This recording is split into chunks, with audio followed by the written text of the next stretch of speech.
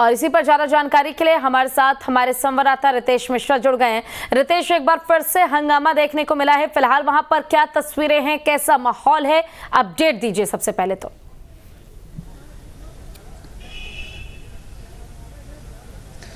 सबसे बड़ी बात करें कि माहौल तो अभी अगर देखा जाए तो माहौल थोड़ा सामान्य हुआ है, लेकिन आज विधानसभा की जो कार्यवाही है उसकी शुरुआत ही हंगामे के साथ हुई है। लगातार जो विपक्षी बीजेपी है वो हंगामा कर रही है, प्रदर्शन कर रही है, लॉ एंड ऑर्डर के मसले पर बिहार सरकार को घेर रही है। अगर विधान परिषद की बात करें तो वहां भी जितने भी परिषद के सदस्य हैं वो लगातार सरकार पर आक्रामक हैं, हमला कर रहे हैं। और खास तौर पर जो इंटेलिजेंस है राज्य का, पुलिस व्यवस्था है, प्रशासन की बात करें, तमाम चीजों को लेकर नीतीश सरकार को घेरने की पुरजोर कोशिश में है विपक्ष। हालांकि मोर्चा संभाला है सत्ताधारी दल के नेताओं ने भी, खास तौर पर अगर जेडीयू की बात करें, आरजेडी की बात करें तो उन दोनों धड़ों ने मोर्चा संभाला है और लगातार विपक्षी बीजेपी को वो जवाब दे रहे हैं, घटना के पीछे उनके नेताओं की साजिश करार दे रहे हैं। सबसे बड़ी बात है कि बिहार में मुस्लिम तुष्टीकरण का आरोप लगा रहे हैं और साफ तौर पर मानना है कि जिस तरह से पीएफआई की धमक बिहार में देखी गई थी,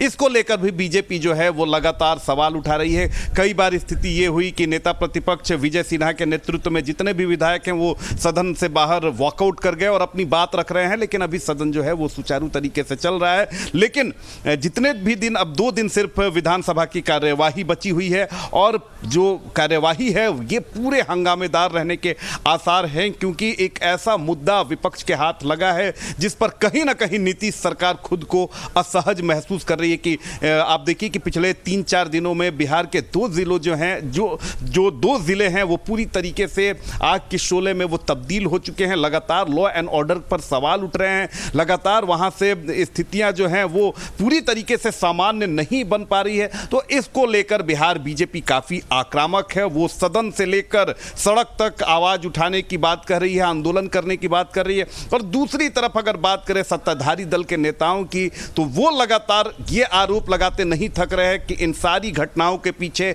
कोई बड़ी साजिश है और बड़ी साजिश का मतलब यही है कि बड़ी साजिश के पीछे बीजेपी का हाथ है। हालांकि इस बीच अगर देखा जाए तो बीजेपी ने भी एक आधार तलाश लिया है। बीजेपी नेताओं का साफ आरोप है कि बिहार सरकार के एक बहुत ही वरिष्ठ अधिकारी हैं, उन पर बीजेपी का आरोप है कि वो मुस्लिम तुष्टीकरण करते हैं। जाहिर सी बात है कि जिस कौम से वो आते हैं उसको लेकर बीजेपी सवाल उठा रही है, लेकिन जब हम नाम पूछ रहे हैं कि उस अधिकारी का नाम क्या है तो बीजेपी के नेता नाम बताने से गुरेज कर रहे हैं। तो जाहिर सी बात है कि हंगामेदार है सदन, पूरा सदन के अंदर भी हंगामा हो रहा है, रह रहकर बाहर भी हंगामा हो रहा है और इस मसले पर कहीं ना कहीं सरकार जो है वो घिरती हुई नजर आ रही है। हालांकि बिहार सरकार के मंत्री हैं, वित्त मंत्री विजय चौधरी, वो आए और बाकायदा एक बात कही और उन्होंने कहा कि साजिश का भी भंडाफोड़ हो गया है, लोगों की गिरफ्तारी भी हो रही है और जल्दी ही इस पूरे मामले का दूध और पानी का पानी होगा। बिल्कुल रितेश, देखिए एक सवाल मेरे मन में है, मैं वो आपसे पूछना चाहूंगी।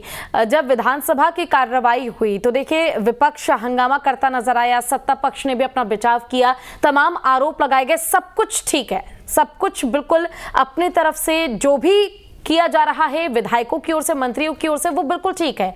लेकिन सबसे बड़ा सवाल यह है कि राजनीति के बीच, आरोपों के बीच जो सबसे ज्यादा नुकसान हुआ है हिंसा को लेकर या कानून व्यवस्था की कमजोरी या फेलियर को लेकर, वो आम लोगों को हुआ। लेकिन आम लोगों को हुए नुकसान की आखिर भरपाई कौन करेगा? उनके दर्द को, उनके आंसुओं को आखिर कौन पूछेगा? क्योंकि उन तक तो कोई भी मंत्री या विधायक नहीं पहुंचता है और सब एक दूसरे पर आरोप लगाने से अच्छा उस मास्टरमाइंड को क्यों नहीं ढूंढ रहे जिन्होंने हिंसा को भड़काया, जिन्होंने रामनवमी के मौके पर इतनी बड़ी घटना को अंजाम दिया?